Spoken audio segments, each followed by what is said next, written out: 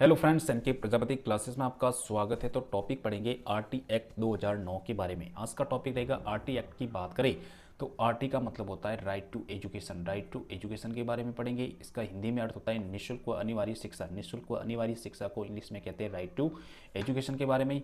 भारत में सर्वप्रथम निःशुल्क एवं अनिवार्य शिक्षा अधिकार की कल्पना की बात करें तो 1910 में गोपाल कृष्ण गोखले के द्वारा की गई। मतलब सबसे पहली जो कल्पना की थी गोपाल कृष्ण गोखले के द्वारा की गई और आज़ादी के बाद इसकी सर्वप्रथम कल्पना जो है डॉक्टर राधाकृष्णन के द्वारा की गई। आज़ादी के बाद किसने की थी? डॉक्टर राधाकृष्णन के द्वारा, जो कि 1948 में की गई। राष्ट्रीय शिक्षा नीति की बात करें तो राष्ट्रीय शिक्षा नीति जो है 1968, 1986, 1988 और 1992 के अंतर्गत भी शिक्षा के इस अधिकार की कल्पना की गई, परंतु इसे व्यावहारिक रूप से लागू नहीं किया जा सका। उसके बाद में शिक्षा के इस अधिकार को राष्ट्रीय शिक्षा नीति 1992 के 17 वर्षों के बाद 20 जुलाई 2009 को, कब 20 जुलाई 2009 को राज्यसभा तथा 4 अगस्त 2009 को लोकसभा के द्वारा पारित किया गया। तो ये चीज़ अपन को याद रखनी है कि जो राष्ट्रीय शिक्षा नीति 1992 के 17 वर्षों के बाद 20 जुलाई 2009 को राज्यसभा, 20 जुलाई 2009 को राज्यसभा में और 4 अगस्त 2009 को लोकसभा में इसे पारित किया गया।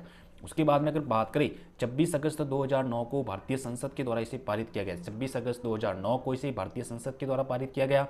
अंतिम रूप से इसे पारित किया गया संसद ने। अंतिम रूप से किसने पारित किया? संसद ने।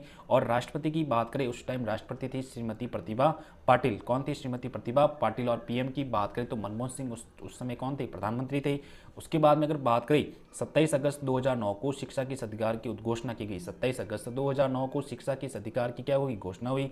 उसके बाद में 1 अप्रैल 2010 को जम्मू कश्मीर को छोड़कर संपूर्ण भारत में इसे लागू कर दिया। मतलब आरटी को कब लागू किया? 1 अप्रैल 2010 को जम्मू कश्मीर को छोड़कर पूरे भारत में लागू किया गया तथा इसे लागू करने वाला भारत विश्व का कौन सा देश है? 135वां देश है। मतलब भारत का स्थान कौन सा? 135वां देश। तो ये चीज़ अपन को याद रखनी है। प्रथम देश की बात करें तो पर्सा और जॉर्डन थे। प्रथम देश कौन था? इस पॉलिसी को सबसे पहले पर्सा और जॉर्डन थे। शिक्षा के इस अधिकार में 7 अध्याय और 38 धाराओं का क्या उल्लेख है? शिक्षा के इस अधिकार में 7 तो अध्याय और धाराएं कितनी? 38 धाराएं। शिक्षा के इस अधिकार का प्रमुख उद्देश्य समावेशी शिक्षा था। मतलब इस अधिकार का जो प्रमुख उद्देश्य की बात करें तो समावेशी शिक्षा था। शिक्षा के इस अधिकार की सबसे बड़ी कमी यह थी कि इसमें 14 वर्ष के पश्चात की शिक्षा पर कोई बल या ध्यान नहीं दिया गया। शिक्षा के इस अधिकार की सबसे बड़ी कमी थी कि 14 वर्ष के पश्चात शिक्षा पर कोई बल ध्यान नहीं दिया गया।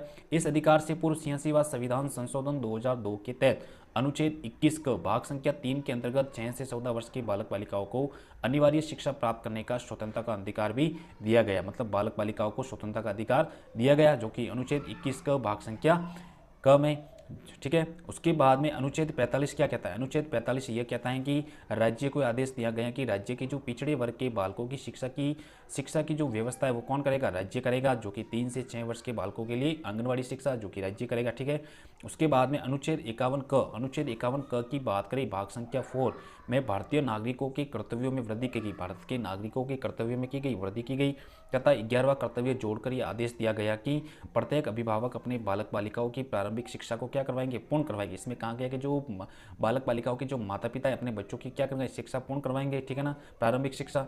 उसके बाद में अगर बात करें, उसके बाद में हम पढ़ेंगे आरटी की प्रमुख धाराओं के बारे में। अगर आपको वीडियो अच्छा लगा हो तो चैनल को सब्सक्राइब करना, लाइक करना, कमेंट करना। Thank you.